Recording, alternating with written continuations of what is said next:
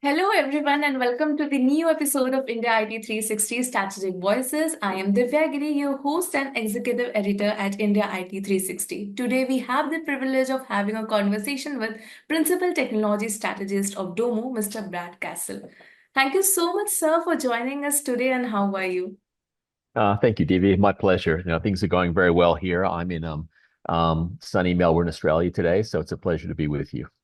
That's great. So, before we begin, can you tell me something about your professional journey? Me personally, sure. Yeah. Yeah, no, I've been in the industry for a very long time. You can tell by the gray hair. And I worked at companies like IBM and Microsoft and Salesforce and Oracle and many of those larger tech companies. Spent a bit of time in consulting as well. So I spent time at McKinsey and Deloitte and PwC. So a bit of a mix, a bit of technology, a bit of consulting. And then I've been with Domo now for about a little over 2 years. So and kind of trying to bring that experience to bear with our customers here. That's really great. So let's begin with the question. So, can you share Domo's original story? Like, what was the initial inspiration behind building a platform that empowers businesses through data? Yeah, it's a really simple story, but it's quite a powerful one. So our founder, Josh James, Domo's been around for probably 12 or 13 years. And Josh had a very simple question was that how could he, look on his phone or in real time, just get access to basic information around how the company was performing, how are sales tracking, what's happening with my employees, how's profitability, really basic questions. And he found that he just wasn't able to do that. A lot of the data infrastructure, data and analytics tools that existed back then were very large, complex, and they're used to doing kind of batch processing and large reports. But getting quick, simple access just really wasn't possible. So Josh felt, classic entrepreneur, felt like there had to be a better way. So he spent the next few years getting a team together and building out the Domo platform to try and make it as simple and as easy as he thought it would be. He found out that wasn't easy, and it did take quite a while. But in the end, the platform that we've built is really intended to be exactly that. It doesn't really go up against some of the very large. Like I mentioned, some of the traditional software vendors like a Microsoft or an Oracle, but it focuses a lot more on kind of business units or line of business people being able to get access to data that they use every day in a really simple, quick, all-in-one environment. So, that's had quite a bit of success. We've grown very quickly over the years, and it just works well for certain types of organizations. So. Great. So, in your experience, what is the biggest challenge companies face in becoming truly data-driven, and how does Domo help overcome those obstacles? I think there's two challenges. The first one that kind of alluded to in my first answer is around just the operations. How do you, you know, collect your data? How do you manage it? How do you transform it? How do you kind of operationalize it? And as you know, companies are overwhelmed with data right now. So that's a big challenge. Just managing the data quality, data integrity is a very big issue for a lot of companies, and oftentimes they struggle with just getting the data quality right, let alone what they're going to do with it. And then I think the second question, which is probably more important, is companies struggle with things like, you know, using the data appropriately. Oftentimes they do reports that are kind of vanity metrics, just tells you what you already know, or they're simply observations, and they don't spend the time to really think about what type of data is really going to affect their business and make a significant business impact. It requires a lot of thinking, and it also requires that you understand your business really, really well. And so that's hard work, and there's no getting away from that. So I think, that's part of the challenge is just being able to understand how data can help you in the first place. Yeah, that's true. So, Domo's platform offers real-time insights. Could you give an example of a client success story in which these insights significantly transform business operations? Yeah, one of our largest customer in the APAC region is a company called Sephora. They're a cosmetics retailer. I'm not sure if you know, I think they're in India as well. Heard Um, about it. Yeah, yeah. yeah, and so what they do is they're, for Sephora, especially in a retail situation, they have to deal with customers and need to provide, especially modern customers, a modern, you know, Yeah, customer who's going into. it's related to cosmetics and all. Oh yeah, absolutely. So if you're and what Sephora's tried to do over the last few years is really transform their retail experience. And a lot of that has to do with product information or product usage or training or even automation inside the store. So what Sephora's been doing with Domo is doing two things. One is improving the customer experience. So if you go into a Sephora store right now, they have iPads, they have terminals where as a customer, you can get information about the product directly, but also the sales team can get access on inventory and availability, and they can take payments right at the store right next to you. And so they've really changed the way their stores operate. And then the second thing that Sephora are doing, which is interesting, is they're a very large company. They operate worldwide. They have a huge supply chain, and they manage literally thousands of products and brands. And so they have a huge challenge around logistics and managing all of their inventory. So they're also using Domo to do that, especially as they move into markets.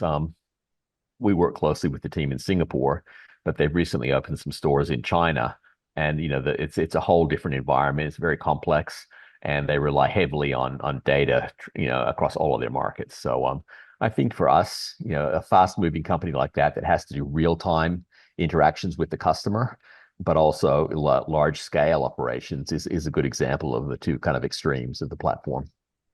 Yeah. So one of the Domo's strength is making complex data accessible to non-technical user. How do you see this empowering different levels of an organization from the C-suite to frontline workers? One of the things that we believe in at Domo is really around kind of this data democracy or democratization. And what that really means is giving everybody the data that they need to do their job. Back in the day, oftentimes data was the realm of data scientists or specialists who had to put together a report, and that could take weeks or months to happen, and you really didn't have much control over that. So what we're finding now is that people have become more sophisticated. Individual users, whether they're power users or line of business managers or all the way up to the C-suite, they have a much better understanding now about data and how to use data. And so what Domo does really well is provides again, it's a friendly environment. It's easy to use. It's kind of an all-in-one tool, so you don't have to worry about where's the data coming from or how do I manage it or how do I transform it. You just have a tool that's easy for everyone to use without kind of being overwhelming. And then they find that once they get comfortable with that, then it's a good way for them to kind of bring data into their everyday decision making. So with AI and machine learning increasing integrated into data platforms, how is Domo leveraging AI to enhance data analytics and predictions? That's a really good question because as you know, AI is like the hottest topic going right now. But we've taken there's two ways we do that. The first one is I think because AI is moving so quickly, we have to really design a platform that's flexible and can cope with the changes in all of the new AI tools that are coming out.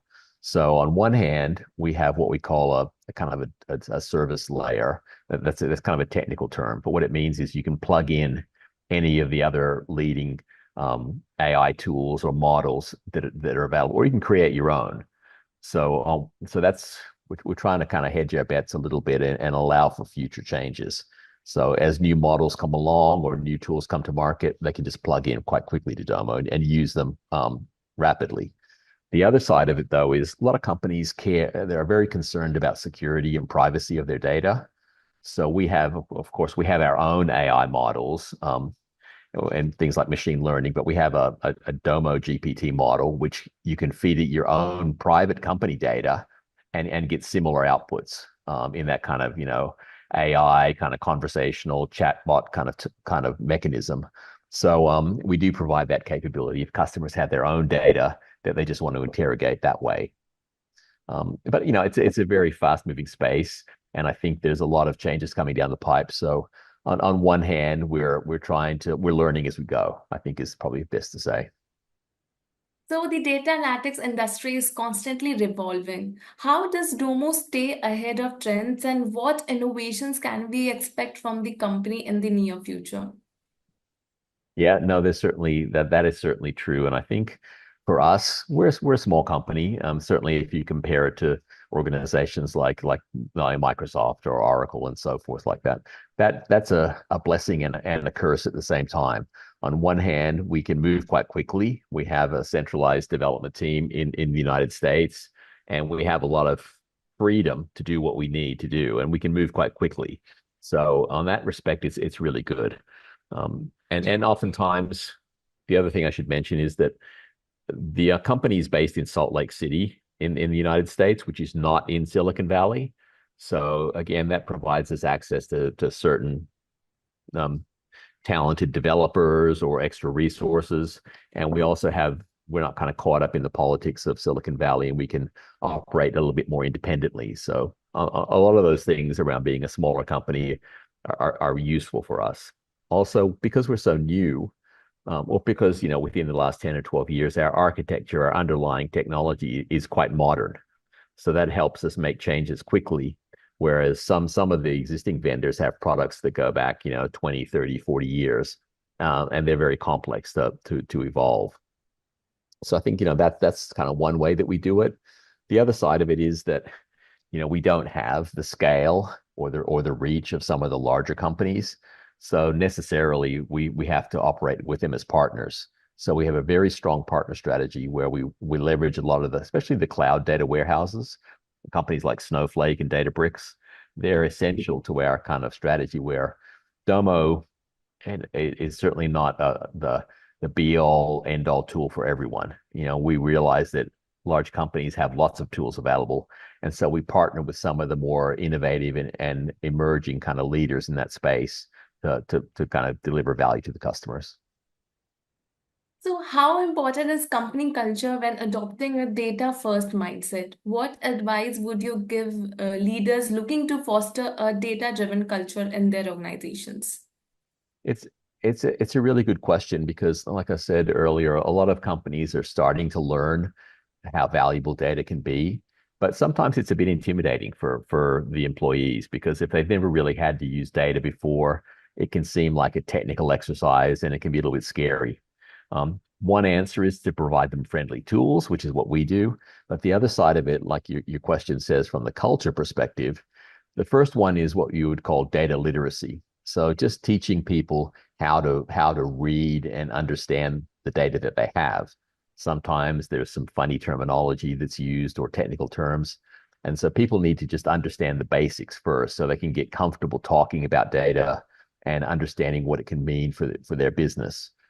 So I think basics, things like that, data literacy, training, having friendly tools, and also having leadership that believes that data is important.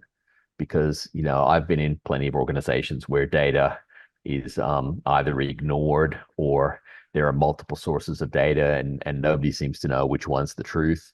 So, I do think having a kind of a coherent kind of professional view on it is really important, and that comes from the top. Yeah. So, in your view, where will the business intelligence and analytics industry be headed in the next 5 years? And how is Domo positioning itself to lead in this space? I think the first thing that's going to happen, especially in the next couple of years, is, as we talked about earlier, AI is the hottest topic going right now, and that can't continue forever. I think there's so many companies and so much hype being poured into the AI market right now. I think in the next couple of years there'll be a little bit of a maybe not a pushback, but at least a consolidation in the market, and then people will realize what AI is good for and what it is not good for.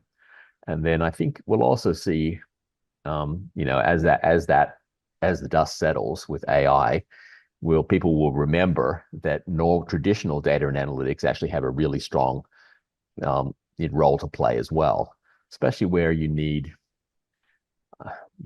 structured data. For example, if you're dealing with financial information or health information or anything that's well defined, traditional analytics perform really well. And there's lots of things happening there in terms of cloud migrations and newer tooling. So that will always be there, and people will appreciate that. I think the difference that AI brings is that it helps you deal with unstructured data like text and videos and images and that type of stuff. So you'll see, I think the landscape will just grow. It'll just flesh out, and people won't be as excited about, won't be talking about AI all the time, but it'll just be built into pretty much everything we do, the same as all the other capabilities. Yeah. So Domo strongly emphasizes enhancing customer experience through data. How do you ensure customer feedback is incorporated into Domo's evolving platform? So there's a couple of ways we do that. The first one is we have, I think, around 3,000 customers and of different sizes around the world. And so what we do is we have three or four channels through. We have a strong Domo developer community, which includes feedback mechanisms where individual developers can raise issues with the product or suggestions and feed those back into the company. For our larger customers, we also have like an advisory board where we run advisory sessions quarterly, and key customers who've been with us for a long time get to influence things like our roadmap and the product strategy and give us the direction to where they're heading so we can go with them. And then thirdly, I guess, is this the market. We spend a lot, we attend a lot of events, we partner with a lot of different organizations, and that gives us a sense of which direction the company's heading and which direction the industry is heading.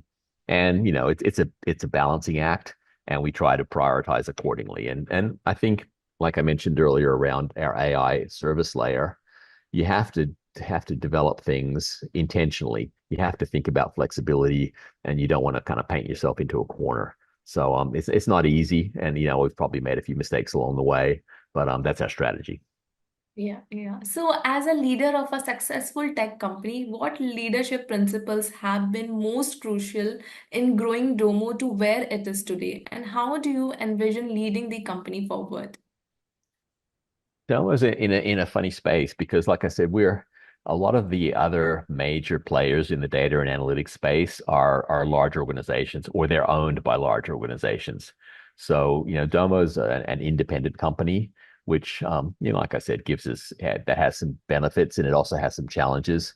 But I think culturally, it allows us to, feel like we're making a difference. The people who work at Domo, they don't feel like they're big part of a big machine and a big part of a company that might have 100,000 employees.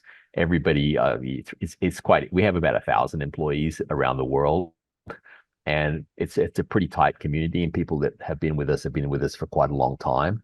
So I think there's that, plus the fact that we're not in Silicon Valley. We're in, Salt Lake City, which has a different culture, a different vibe to it. Makes people feel a little bit special to be at Domo. I think, also success kind of breeds success. So when you've got an exciting product and customers really react strongly to it. I must say, when I first joined Domo, I was really pleasantly surprised at the customer feedback. And some of my previous employers, customers were very critical, or they're happy to challenge us. Whereas at Domo, if nothing else, customers love using the product. A lot of customers really enjoy using the product. And I think as a developer, or when you have those initial meetings with the customers, when at the very least, they love the product. And that's very satisfying. And then you can focus on, well, what problems are we going to try and solve, and how can we use the product in the best way? And you don't have to kind of convince them that the product works well or that it has certain features and functions.